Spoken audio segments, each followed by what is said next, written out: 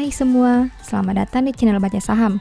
Pada video ini, kita akan bahas satu topik dengan judul Saham bagus untuk dibeli, harga murah, dividen besar, rutin bagi dividen lebih dari 5%, DER 18%, dan laba naik hingga 12%.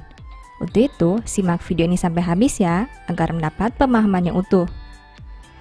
Mimin mau menampilkan satu saham kecil yang jarang dibahas, tapi punya berbagai keunggulan. Perusahaan ini rutin bagi dividen dengan presentasi yang besar. Selain itu, rasio utang DER yang dimiliki sangat rendah, di mana hanya 18% saja.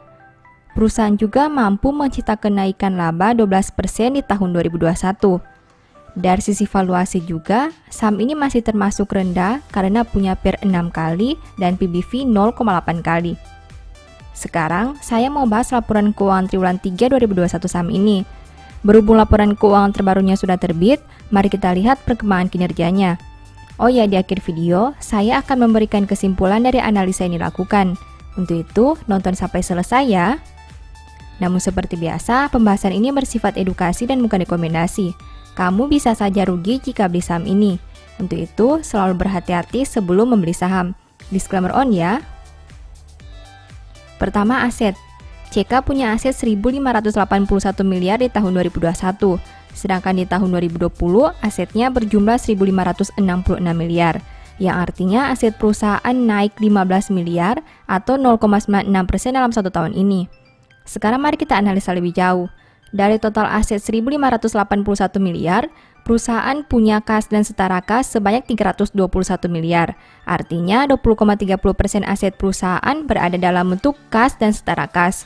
Jika dibanding tahun sebelumnya, pos ini turun 120 miliar atau 27,21%. Selain kas dan setara kas, ada juga piutang usaha pihak berelasi. Dari total aset 1.581 miliar, perusahaan punya piutang usaha pihak berelasi sebanyak 380 miliar, yang artinya 24,04% aset perusahaan berada dalam bentuk piutang usaha pihak berelasi. Jika dibanding tahun sebelumnya, pos ini turun 84 miliar atau 28,38%. Kedua, liabilitas. CK punya liabilitas 250 miliar sampai triwulan 3 2021. Sedangkan di tahun 2020, liabilitasnya berjumlah 305 miliar, yang artinya hutang perusahaan turun 55 miliar atau 18,03% dalam satu tahun ini. Nah, dari total liabilitas 250 miliar, perusahaan punya utang usaha pihak berelasi sebanyak 126 miliar, yang artinya 50,40% hutang perusahaan berada dalam bentuk utang usaha pihak berelasi. Jika dibanding tahun sebelumnya, pos ini turun 27 miliar atau 17,65%.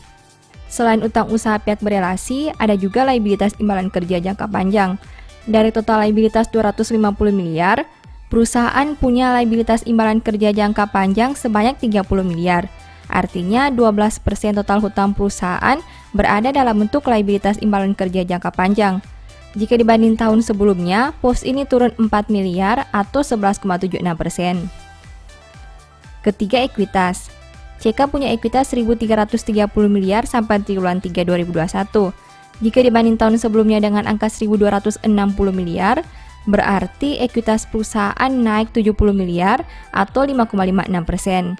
Nah, dari total ekuitas 1.330 miliar, perusahaan punya saldo laba belum ditentukan penggunaannya sebanyak 1.060 miliar. Artinya 79,70% ekuitas perusahaan berada dalam bentuk saldo laba belum ditentukan penggunaannya. Jika dibanding tahun sebelumnya, pos ini naik 70 miliar atau 7,07%. Keempat, pendapatan. CK punya pendapatan 3.688 miliar sampai triwulan 3 2021, sedangkan di tahun 2020 pendapatannya berjumlah 2.510 miliar.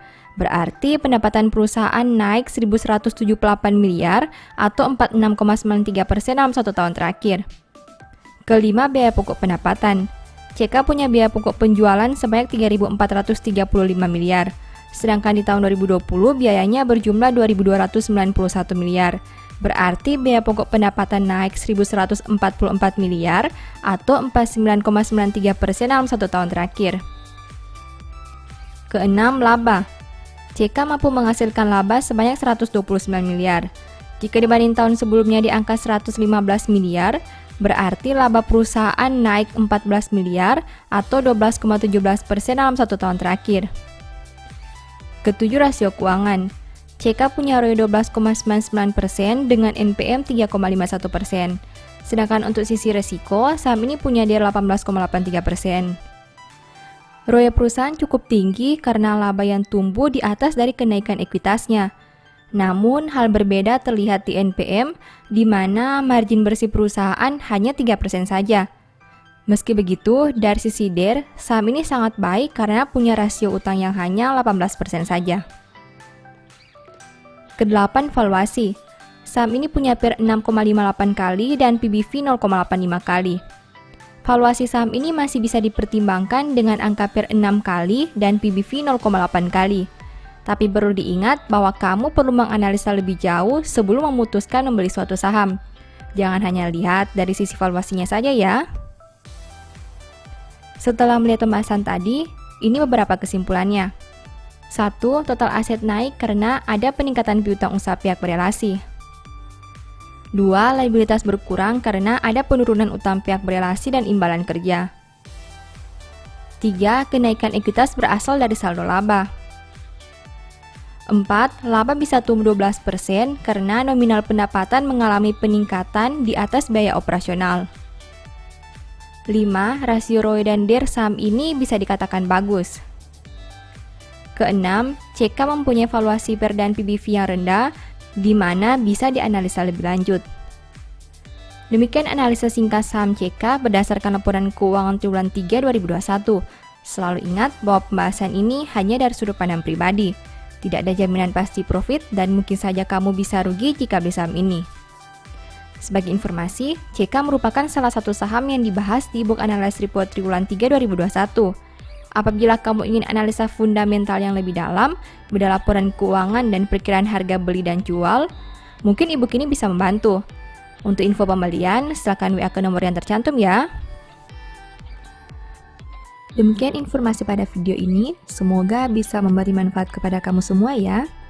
Oh iya, saya mau menyampaikan bahwa sekarang Baca Saham punya 3 e-book tentang saham yang mungkin saja bisa berguna bagi kamu, yaitu Strategi Nabung Saham, Analysis Report, dan The Stock Market.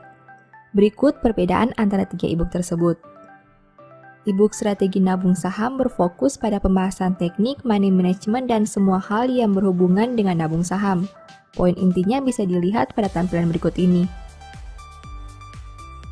E-book Analysis Report berfokus pada hasil analisa fundamental 12 saham pilihan berdasarkan laporan keuangan terbaru. Poin intinya bisa dilihat pada tampilan berikut ini. E-book The Stock Market berfokus pada panduan bagaimana menganalisa fundamental suatu perusahaan dan money management yang baik. Poin intinya bisa dilihat pada tampilan berikut ini. Apabila kamu tertarik membeli salah satu dari 3 e-book tadi, silakan chat WA ke nomor yang tertera di layar ya. Ingat, hati-hati terhadap semua jenis penipuan yang mengatasnamakan Baca Saham. Baca Saham tidak pernah mengelola dana ataupun melakukan penjualan produk di luar Instagram, YouTube, dan Telegram resmi Baca Saham. Sebagai penutup, saya mau mengutip satu statement yang semoga bisa menjadi semangat bagi teman-teman. Mulut orang benar mengeluarkan hikmat, tetapi lidah bercabang akan dikerat. Thank you.